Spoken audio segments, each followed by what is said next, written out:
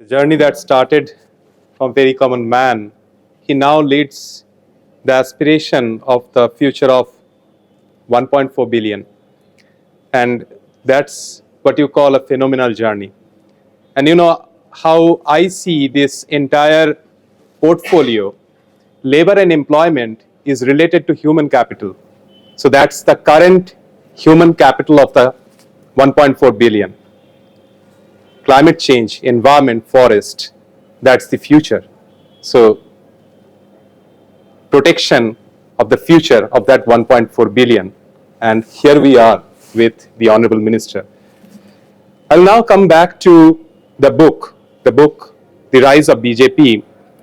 And many of you who are naive like me in the political canvas, you might feel that this is all about Indian politics. But I have read the book from page 1 to the last page.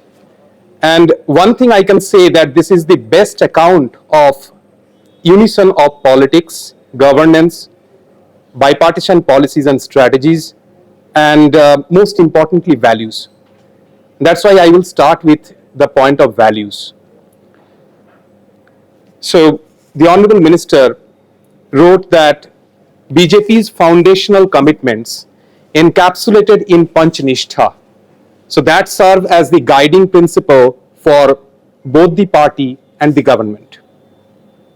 And Sir contextualized it in his book with the remarkable and memorable speech of our former Prime Minister, and not late for me yet, Sri Vajpayee ji, Andhera chhatega, Suraj niklega, Kamal khilega. So if you read through those chapters, page number 45 to, I think 47, 48, there is a fantastic account of how values are integrated to the vision at a time of darkness and how BJP was born at that point of time. Now, as I said, I am no politician, and I have with me Sri Sampath Saraswat ji, and as you know, ladies and gentlemen, we know him for his profound contribution to social security. So I will refer to Sampath Saraswat ji for any question related to these values and the development agenda. Everybody is not a politician.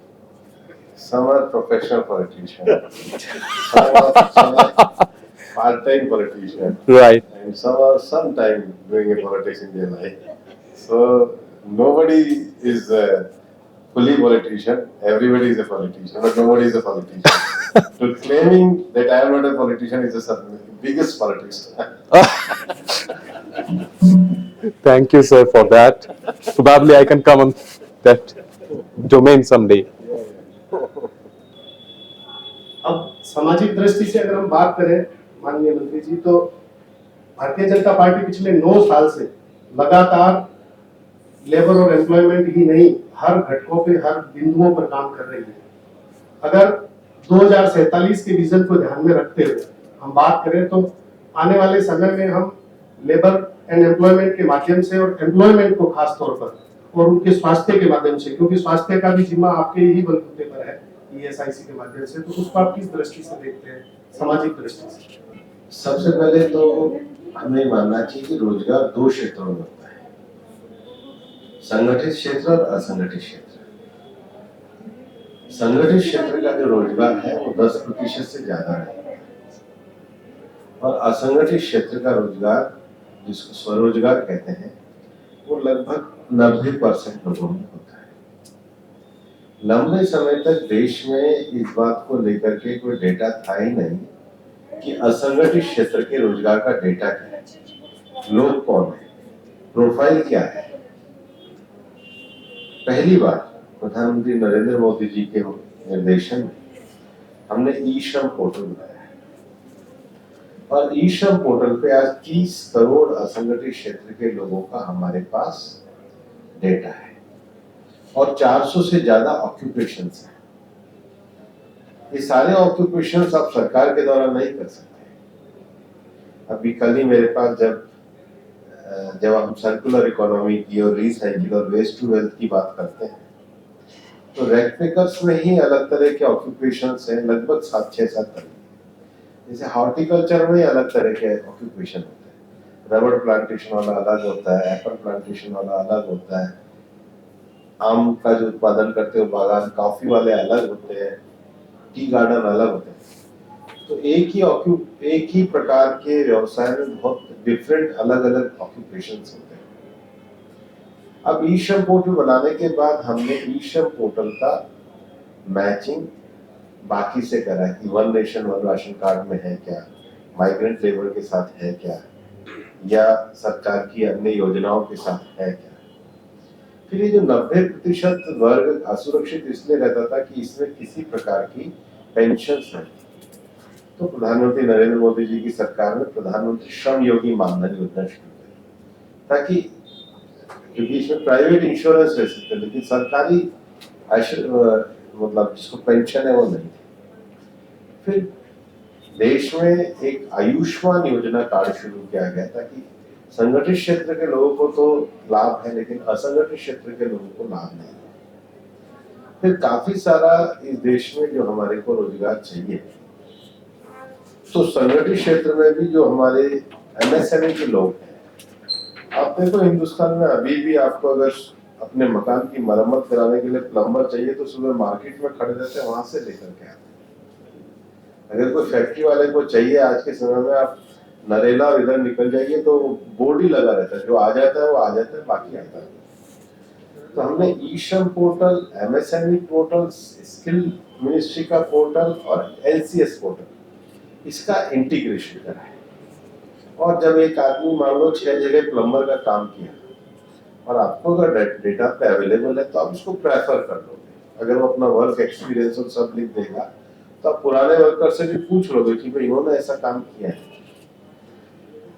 रोजगार को बढ़ाने के लिए सबसे बड़ी आवश्यकता labour law में reforms की थी। हम लोगों ने 4 कोड लेकर के आए और नए सेक्टर में भी जो रोजगार है, मैं आज ही 9 साल की मिनिस्ट्री ऑफ लेबर की वार्ता पत्रकारों से कर रहा था कि 2014 से लेके और 2021 तक में संगठित क्षेत्र में जो प्रोविडेंट फंड का डाटा है उसमें 1 करोड़ 20 लाख रजिस्ट्रेशन की वृद्धि हुई।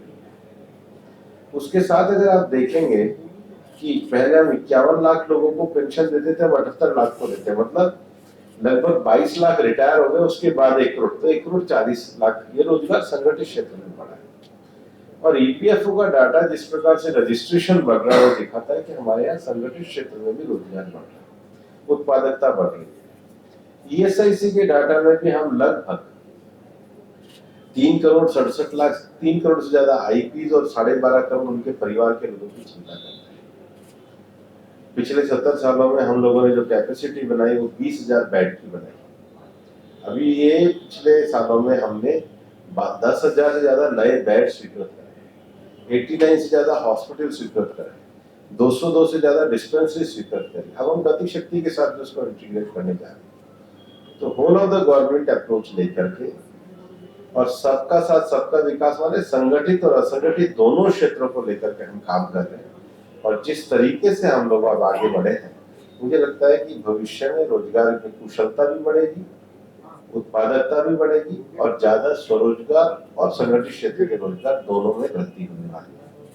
और जहाँ तक सरकारी नौकरियों की बात है, प्रधानमंत्री जी हर महीने आजकल लगभग 80,000 से 1 लाख युवकों को वितरण कर रहे हैं। सरकार का जो 10 लाख नौकरी का तो केंद्र सरकार का, बाकी राज्य सरकारें भी कर रही हैं, उसको भी पूरा करने का क्रम चल रहा है। Thank you, sir. I was about to ask a very different question, but then what happened was, sir talked about governance, and this is one word which I primarily read ebooks these days, especially during the time of travel, because you can, when you are traveling, if you are reading a book, and if you have something like ebook, it's very easy and you can actually complete the book when your journey completes.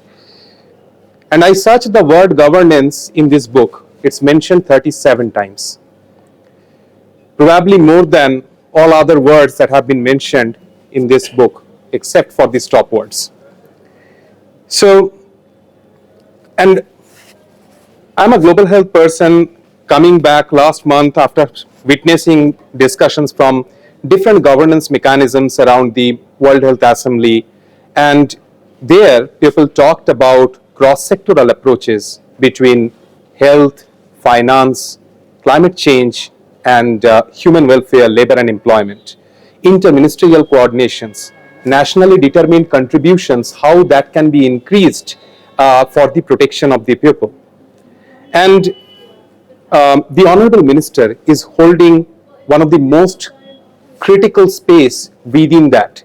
So my question to you, sir, would be, how do you envision the framework of cross-sectoral collaboration at this stage of global warming, and how you see India's leadership at that front, especially with the use of data and technology and the mission-driven approach that we are seeing almost everywhere, and the digital transformation that is happening under the Honorable Minister's initiative of Digital India Mission? देखिए, digital transformation में तो हम 5G technology की ओर जा ही रहे हैं। हम अपने जो इस सरकार के द्वारा जो 3 बड़े विषय किए गए, जिसको हम जैम कहते हैं, जनधन, आधार और मोबाइल, ये तीनों की जो त्रिवेणी है, इसमें आप देखेंगे कि देश में जो सबसे ज्यादा पोरेस्ट आदमी को लाभ हुआ है, क्योंकि जब हम प्रधानमंत्री आवास कहते हैं कि 3.5 करोड़ बने हैं, हम किसान सम्मान निधि कहते हैं कि 10 करोड़ लोगों तक किसान सम्मान निधि जाती है, SC ST स्टूडेंट्स को स्कॉलरशिप जाती है, तो ये सीधा अकाउंट में जाने लगा है। तो ये सबसे बड़ा डिजिटल क्रांति है। रुपी के मामले में और भीम ऐप के मामले में हिंदुस्तान ने रिमार्केबल तरक्की करी है। आज जो डिजिटल ट्रांजैक्शन है हमारा सबसे ज्यादा है। और मैं आपको उदाहरण देता हूँ, जो भारत सरकार के कॉमन सर्विस सेंटर खुले हैं, अगर हम ये आज ई श्रम का 30 करोड़ लोगों का रजिस्ट्रेशन कर पाए, तो उसमें जो सबसे बड़ा विषय है वो ई श्रम के पोर्टल है। हम डिजिटली बहुत एम्पावर्ड कंट्री में है, और ये सरकार भी पूरे तरीके से डिजिटल अप्रोच को आगे बढ़ाने में सक्षम है। डेटा एक बहुत बड़ी ताकत है, हम इसकी ताकत को स्वीकार करते हैं। डेटा का जो पॉजिटिव यूज हो, इसको लेकर के सरकार पूरी तरीके से काम करती है। Thank you so much, sir. Now, I will come to the development perspective. As you would read in this particular book, after the chapters where you would see how BJP was born, then there is an account of the journey of BJP. And there, I personally found one paradigm shift in the campaign styles that has happened. And that actually is rooted to the development agenda. So, decades back, poverty elimination and economic security, food security used to be political campaign agenda. But there is an account in this particular book where we can see that Lok Sabha 2019 and the journey before that, the making of those campaigns, Gram Uday se Bharat Uday Abhiyan, aspirational district program. So all of those accounts showcase how development, and not just development security or food security or economic security, can become an agenda for political campaigns and also for governance. And that's the unison of party and governance that we see in today's ministry and governance. So from that perspective, Chiranjeev ji, I will come to you. You have आपका अनुभव है इस बारे में, तो आप अगर honourable minister से इस बारे में कुछ सवाल पूछें। देखिए, सॉरी मेरा सर दिमाग से बोल रहा था, और मैं सर कुछ पूछना चाहता था, जिसके लिए मैं स्पेशली आपको बता रहा हूँ। अभी no doubt Bharatiya Janata party विश्व की सबसे बड़ी पार्टी है, और जो काम मोदी ने कर दिया शायद ही कोई करेगा ना होगा, इसमें कोई डाउट नहीं। मेरा एक छोटा सा विषय है, मैं बिजनेसमैन हूँ और मैं सोशल वर्क करता हूँ, अभी तक थोड़ा फुल करेक्शन है, 50,000 से ऊपर लाभ खर्चे चला चुके हैं कोविड के टाइम से समाज में लाएगी, और उसमें कोई किसी एक पैसा डोनेशन नहीं है, और 2 से 3 लाख रुपए ये वस्तुएं प्रोवाइड कर चुके हैं कोविड के टाइम में बुक काम किया। आज में जो अस्ते प्रोवाइड कर जाते हैं हरिद्वार में, जो सबसे बड़ा इशू मैं आपके सामने करना चाहता था, हरिद्वार में गंगा जी के घाटों पे बहुत बुरी घुस है, बहुत बुरी घुस है। आप देखेंगे कूड़ा ऐसे पड़ा होता है कि कुछ भी वहाँ पे सुनाई नहीं है, पार्किंग के अंदर गंदा है, कूड़ा है।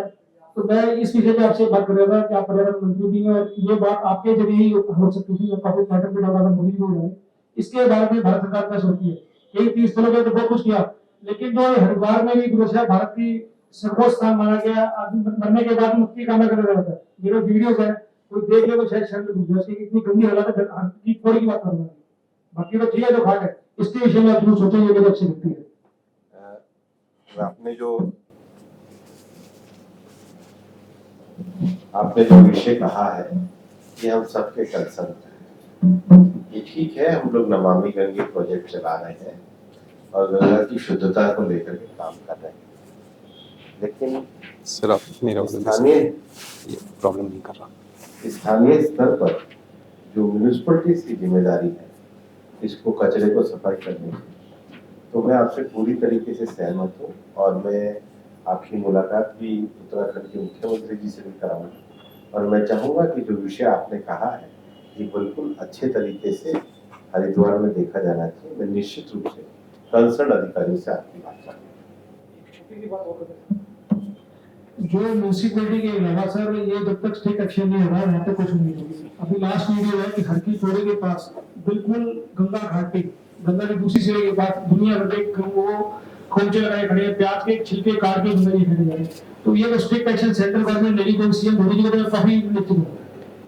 ये राज्य का विषय होता है, म्यूनिसिपलिटी का विषय होता है। जी सर, मैं विषय से इनकार नहीं कर रहा। जी सर, सेंट्रल गवर्नमेंट सीधा म्यूनिसिपलिटी के विषय में हस्तक्षेप नहीं करती है।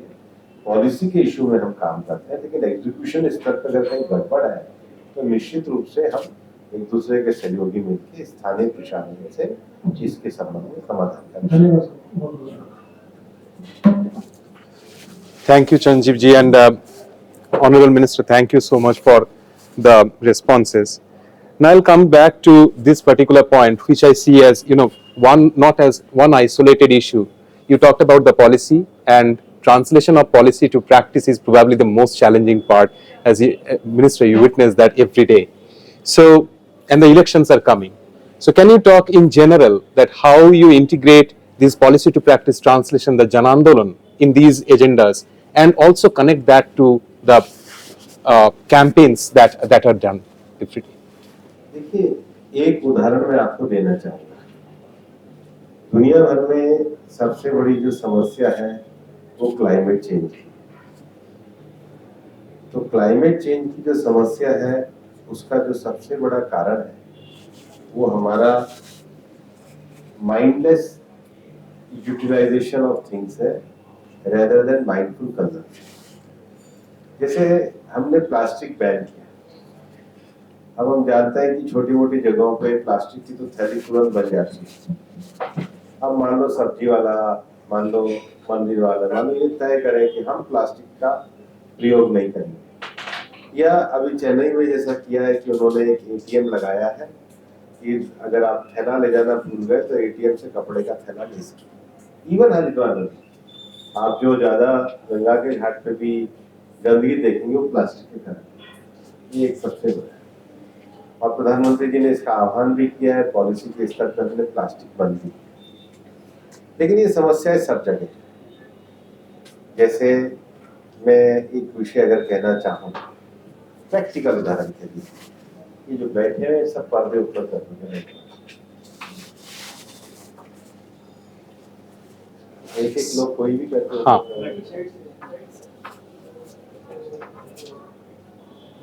सारे कर दो, एक नहीं, सब कर दें, और भी कर दे, पीछे वाले भी कर दे।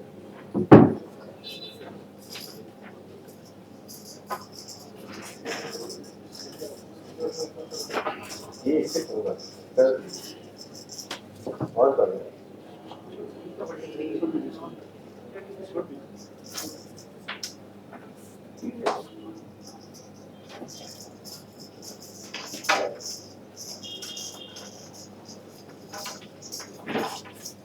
और कर दो, पीछे वाले कर दो,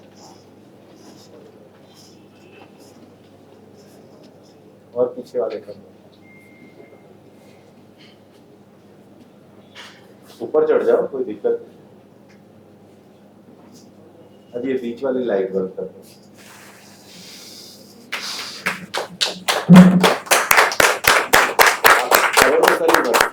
ताली मत बजाओ, लाइट बंद करो।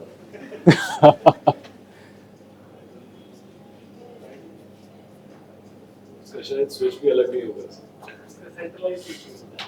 आप देखेंगे दिस इज माइंडफुल यूटिलाइजेशन और ये प्रधानमंत्री जी का मिशन है।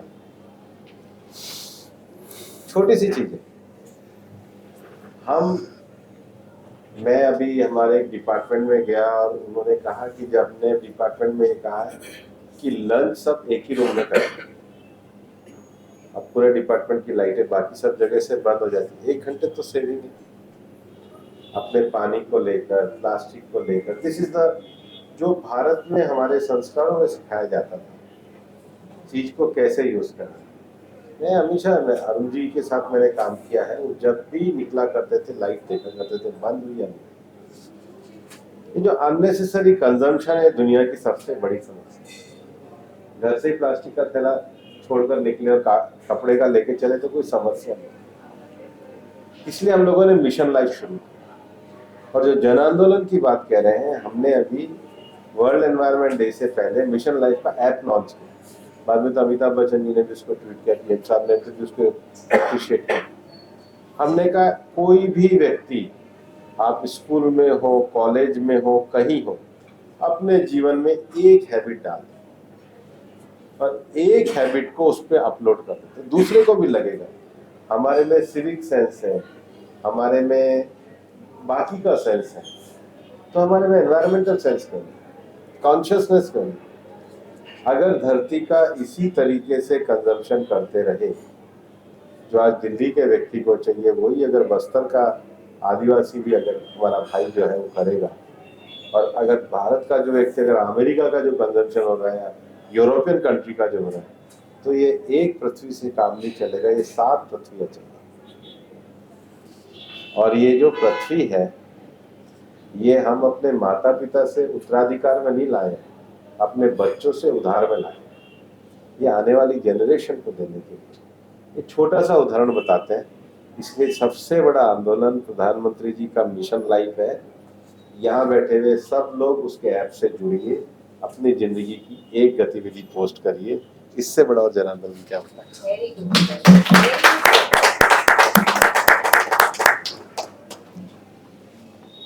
Now, you said about the Janandalan, sir, and in fact, this week, as the Honorable Prime Minister is visiting the soil of US, and there are a lot of meetings, and we are seeing on the news that how India is getting highlighted in the global portal.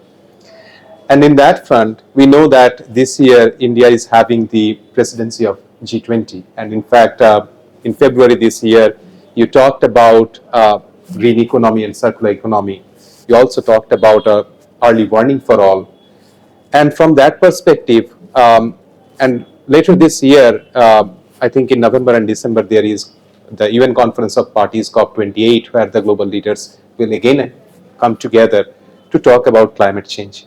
So what can we expect from the government, sir, as a game-changing initiative that will take India to the particular leadership space in the global space, leading the dialogue and the climate and health? सबसे पहले तो जो हमारा Paris agreement के बाद सीबीडीआर principal में दुनिया के सब देशों ने जो अपने एनडीसी डिक्लेयर करे, इंडिया दुनिया के उन 29 देशों में है जिन्होंने टाइम से 9 साल पहले अपने एनडीसी किए। हमने रिन्यूएबल में जो उत्पादन का लक्ष्य 2030 का दिया था, वो हमने 2021 में हासिल किया। हम G20 के भी एकमात्र देश है जिन्होंने दिए गए अपने लक्ष्यों को प्राप्त किया। दूसरा विषय, दुनिया में जो नेट जीरो का विषय चलते हैं और लो कार्बन एमिशन इंटेंसिटी को लेकर के जो प्लान आपका क्या है, हम दुनिया के उन 58 देशों में जिन्होंने अपना प्लान भी सबमिट किया। हम दुनिया के उन देशों में जिन्होंने 2030 के लक्ष्य को पहले प्राप्त करके अपने एनएस एनडीसी दिए। और हम क्लाइमेट में केवल भाषण में विश्वास नहीं करते, हमारा जो क्लाइमेट में एक्शन में भी विश्वास है। इसलिए दुनिया में वैकल्पिक ऊर्जा जो है वो सोलार हो सकती है। इसको लेकर प्रधानमंत्री जी के द्वारा फ्रांस के साथ मिलकर इंटरनेशनल सोलर अलायंस बनाया गया। आज दुनिया के 130 से ज्यादा देश सदस्य हैं और उसका इंटरनेशनल हेडक्वार्टर गुड़गांव में। हम जानते हैं अब ये जो अपना तूफान आया, कौन सा पिपरजवा जो आया है, इसमें अर्ली वार्निंग सिस्टम के कारण हमने कैजुअलिटी नहीं ली। और इसके लिए भारत ने यूके के साथ मिलकर coalition for disaster resilience infrastructure एक अलग क्लाइमेट एक्शन प्रोग्राम है जिसको CBRI कहते हैं। इसमें भी हमने आईरिस बनाया, छोटे जो हमारे आइलैंड से कंट्रीज है उनके लिए। और भारत ने उसके पास जो उपग्रह की क्षमता है उन छोटे देशों को भी अर्ली वार्निंग सिस्टम प्रोवाइड करने का फैसला किया। और इसलिए ये हमारा क्लाइमेट का दूसरा बड़ा एक्शन है। तीसरा जो हार्ड इंडस्ट्री है, हार्ड टू अबेट इंडस्ट्री, जैसे स्टील इंडस्ट्री हो गई, ट्रांसपोर्टेशन हो गया, एल्यूमिनियम हो गया, जहां पर सबसे ज्यादा कार्बन एमिशन है, उधर टेक्नोलॉजिकल इनोवेशन के माध्यम से क्या सुधार किया जा सकता है, स्वीडन के साथ मिलकर हमारा ये क्लाइमेट एक्शन प्रोग्राम।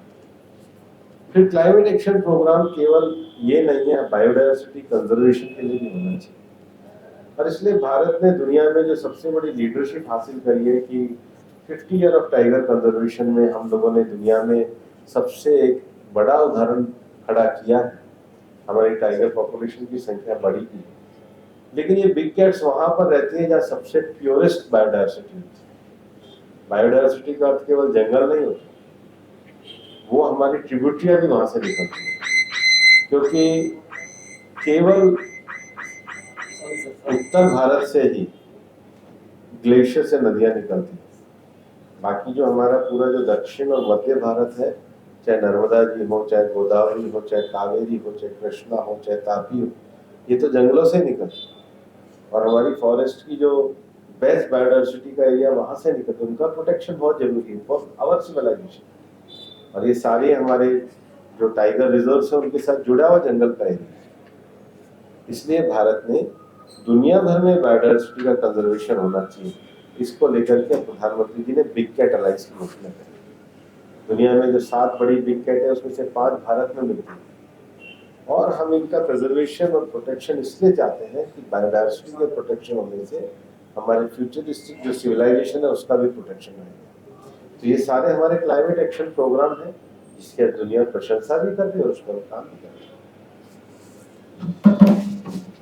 सर इसी से जुड़े हुए और एक सवाल पूछेंगे।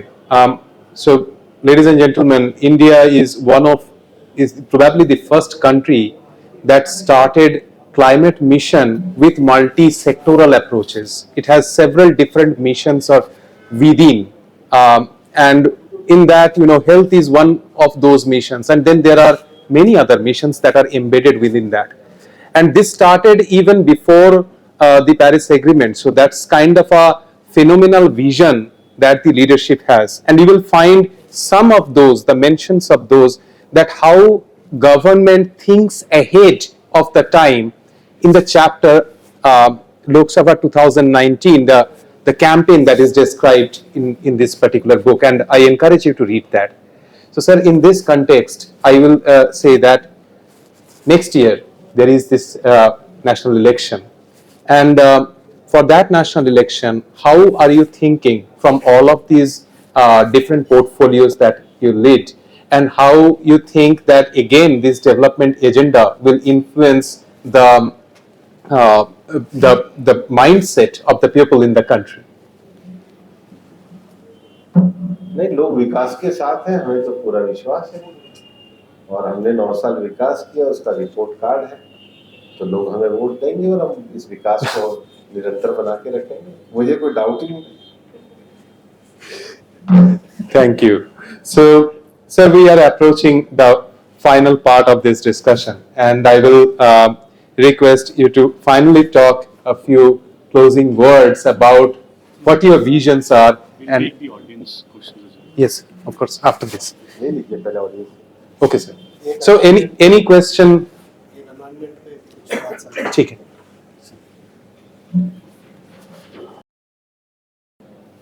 अभी जैसे माननीय मंत्री जी जन आंदोलन को लेकर जो बात कर रहे थे, कहीं ना कहीं एक नैरेटिव माइंड में सेट करने की जरूरत है। मैं बताना चाहूंगा कि मेरा वाला एक विजय सर से साइन करवाना। जनरली सुबह शाम जो दूध की थैली परचेज करते हैं, जयपुर में हमने एक इनिशिएटिव शुरू किया है जिसमें हम रोज की 40,000 थैलियां जो दूध की रहती है उनको हम वापस लेते हैं और पर थैली जो दूध के होकर्स हैं जो ग्राहक को 50 पैसा वापस देते हैं पर थैली, उस थैली से हम सवाई माधोपुर में 250 महिलाओं का एक ग्रुप बना रखा है, सेल्फ हेल्प ग्रुप, और उन्हें वो थैलियां देते हैं, वो 6 mm में काट के और एक थैला तैयार कर रहे हैं। उस थैले को हम जेडीए के माध्यम से, जयपुर डेवलपमेंट अथॉरिटी के माध्यम से फ्री ऑफ चार्ज सब्जी वाले और इन लोगों को बंटवा रहे हैं, ताकि कोई थैला नहीं लेकर आता है तो वो उनको निःशुल्क दे देवे। तो इस तरह का कहीं ना कहीं इनिशिएटिव खड़ा करके हम प्लास्टिक से एनवायरनमेंट को और इन सारी चीजों को बचा सकते हैं, और इस मुहिम को भी बहुत बड़ी की जा सकती है। आप सबका आशीर्वाद रहे तो। The government of India has done great work through the National Bamboo Mission. India has almost 143 species of bamboo. Sir, can you please tell how can bamboo be brought into the circular economy?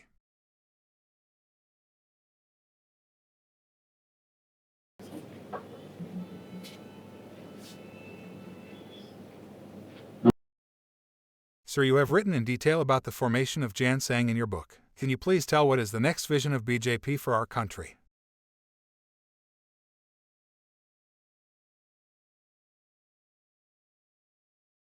In January 2018, the government chose 115 districts to be aspirational districts. Sir, what was the outcome of the program in regard to the R and skill development and labor behavior in these 115 districts? Do you think if there is a need for extensive labor reform in this sector?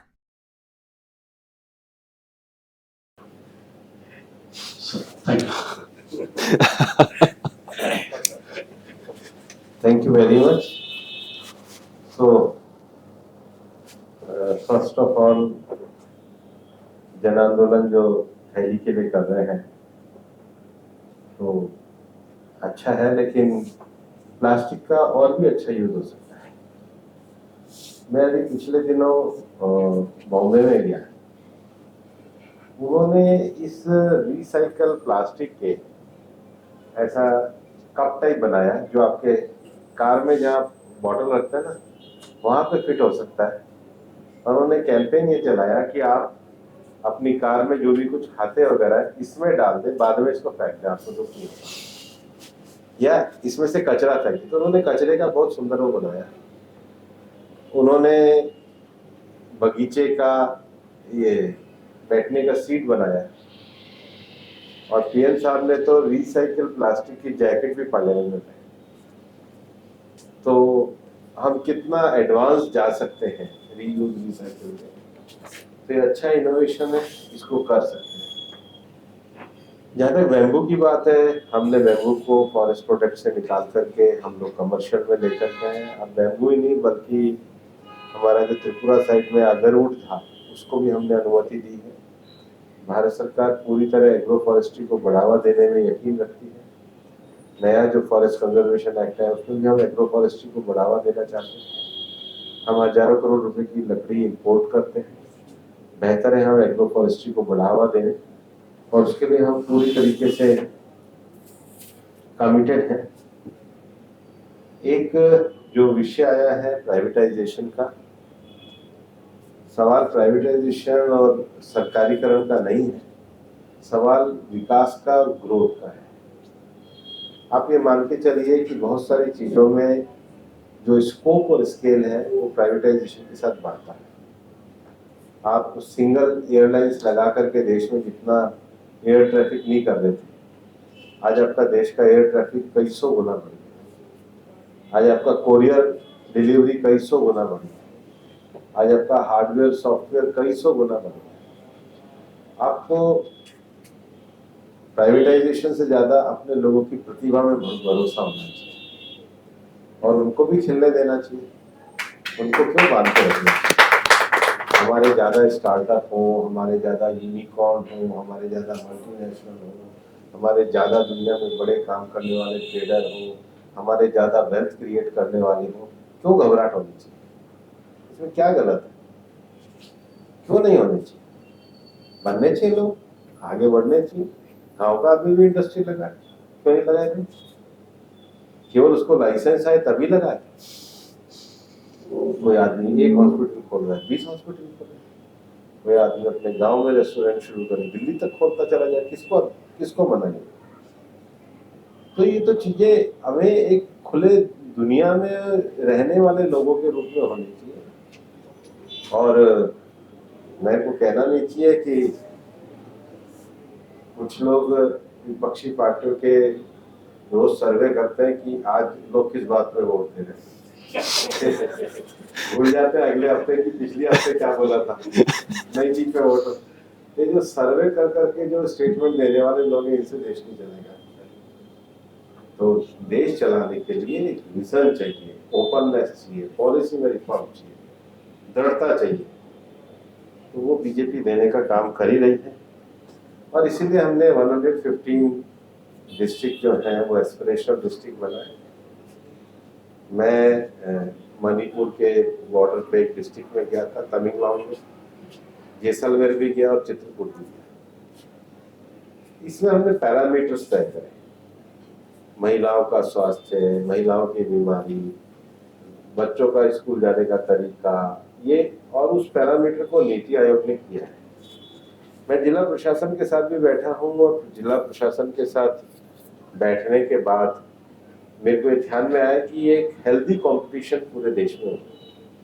और इसलिए प्रधानमंत्री जी ने एक और जो आह्वान किया है कि केवल एस्पिरेशनल डिस्ट्रिक्ट नहीं होने चाहिए, राज्य सरकारों में एस्पिरेशनल ब्लॉक भी होने चाहिए। तो मैं जैसलमेर गया तो मैं एक पानी की टंकी का विजिट करके आया, पीने के पानी के समाधान का।